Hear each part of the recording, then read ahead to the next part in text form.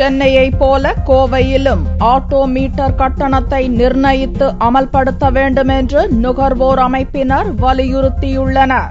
கோவை மாவட்டத்தில் auto metre கட்டணத்தை அமல்படுத்துவதற்கான ஆலோசனைக் கூட்டம் கலெக்டர் அலுவலகத்தில் நடந்தது. கூட்டத்திற்கு பின்னர் செய்தியாளர்களிடம் பேசிய கோவை மாவட்ட ஆட்டோ தொழிற்சங்க கூட்டு கமிட்டி தலைவர் சுகுமாரன், எரிபொருள் செலவு, ஆட்டோ பராமரிப்பு போன்றவற்றை கணக்கிட்டு கோவையில் ஆட்டோ மீட்டர் கட்டணம் குறைந்தபட்சமாக 30 ரூபாய் என்றும் கூடுதலாக 1 கிலோமீட்டருக்கு 15 ரூபாய் வரை அனுமதிக்க வேண்டும் என்றும் கோரிக்கை விடுத்தார். மீட்டர் கட்டணம் கோவையில் அமல்படுத்தும் போது 1 கிலோமீட்டருக்கு 15 ரூபாயும், மினிமம் 1.5 கிலோமீட்டருக்கு 30 ரூபாயும் கட்டாயமாக அமல்படுத்த வேண்டும் என்று வலியுறுத்தியிருக்கிறோம். ஆனால் சென்னையில் நிர்ணயிக்கப்பட்டுள்ள கட்டணத்தையே கோவையிலும் அமல்படுத்தலாம் என்றும், காலாவதியான மற்றும் போலி ஆட்டோ பர்மிட்களை அதிகாரிகள் கண்டறிந்து அவற்றை இயக்குவதை தடுக்க வேண்டும் என்று நுகர்வோர் அமைப்பு செயலாளர் லோகு கேட்டுக் கொண்டார். இந்த 30 ரூபாய் 15 ரூபாயும் இவங்களுக்காக தீர்மானிக்கும் செய்யப்பட்டு அதை இந்த கடந்த ஒரு மாதமாக இவங்களாக அமல்படுத்தி ஒற்றுமையாக மக்களிடம் வசூலித்தாவே அது மக்களிடையே